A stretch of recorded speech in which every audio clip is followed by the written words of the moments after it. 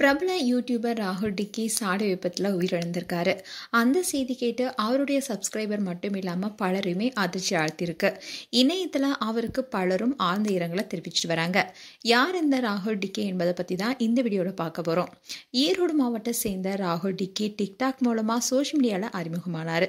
நிறைய TikTok videos மூலமாக தனக்கென தனி ஃபாலோவர்களையும் பெற்றார்.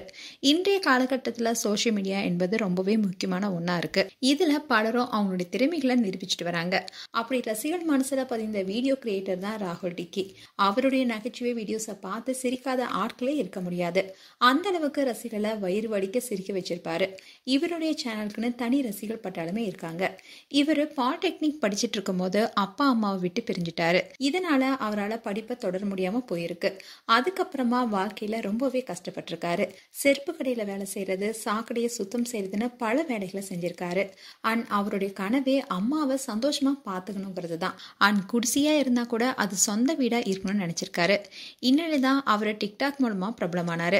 டிக்டாக் உடைய தடைக்கு அப்புறமா இன்ஸ்டாகிராம்ல ரீல்ஸ் வீடியோவும் போட ஆரம்பிச்சாரு. பெட்ரூம்ல இருந்தபடியே வித்தியாசமான உடல் அசைவு கெட்டப்லாம் போட்டு ரீல்ஸ் வீடியோவை வெளியிட்டாரு. இன்ஸ்டால இவருக்கு 8 lakhsக்கு மேல ஃபாலோவர்ஸ் இருக்காங்க. 27 வயசாகும் ராகுல் டிக்கிக்கு ரீசெண்டா தான் திருமணமும் முடிஞ்சது. அண்ட் ராகுல் டிக்கி அம்மாவோட சேர்ந்து இன்டர்வியூ கொடுத்திருந்தாரு. அந்த வீடியோ கூட இப்ப சோஷியல் மீடியால வைரல் ஆயிட்டு வருது. சின்ன வயசுலயே அப்பாவை இழந்த ராகுல் தன்னுடைய அம்மாவுக்காகவே இத்தனையும் செஞ்சுட்டு வந்தாரு. இப்போ அவங்களுக்கு ஆறுதலா இருந்த ராகுலும் இருந்துட்டாரு. சம்பவத்தன்னைக்கு ராகுல் டிக்கி அவருடைய மாமியார் வீட்டுக்கு தான் போயிருக்காரு.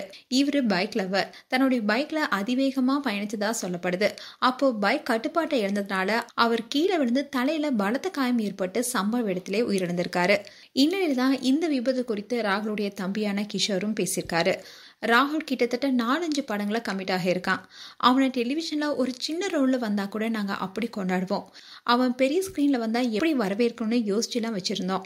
ஆனா இன்னைக்கு அவன் எங்களுடைய இன்ஸ்டாகிராம் ஸ்டோரியில அவனுடைய ஆன்மா சாந்தடிக்கும்னு ஸ்டேட்டஸ் போட வச்சுட்டான். அவன் ஹெல்மெட் போட்டு தான் பைக் ஓட்டுவான். நேத்தும் அவன் அப்படிதான் பைக் ஓட்டினான். ஹெல்மெட் போட்டு இருந்தோம். அவன் சம்பவ இடத்துல உயிரிழந்தது எப்படின்னு எங்களுக்கு தெரியல. அந்த ஹெல்மெட்டை எங்களால தலையிலிருந்து கழட்டவே முடியல. ஊரையே சந்தோஷமா வச்சிருக்கணும்னு நினைப்பான்.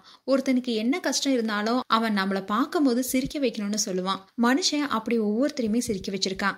ஆனா என் அண்ணன் இன்னைக்கு எல்லோரையுமே ஒட்டுமொத்தமா அழ வச்சுட்டான்.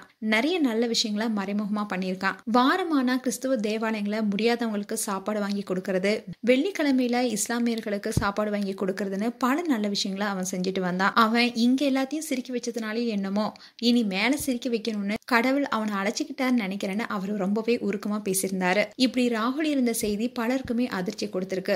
மேலும் ராகுல் டிக்கி குறித்து உங்களுடைய கருத்துக்களை கமெண்ட் செக்ஷன்ல சொல்லுங்க. இது போன்ற வீடியோஸை பார்க்க நியூஸ் தமிழ் கிளிட்ஸ் சப்ஸ்கிரைப் பண்ணுங்க. மறக்காம நோட்டிபிகேஷன் பட்டனை கிளிக் பண்ணுங்க.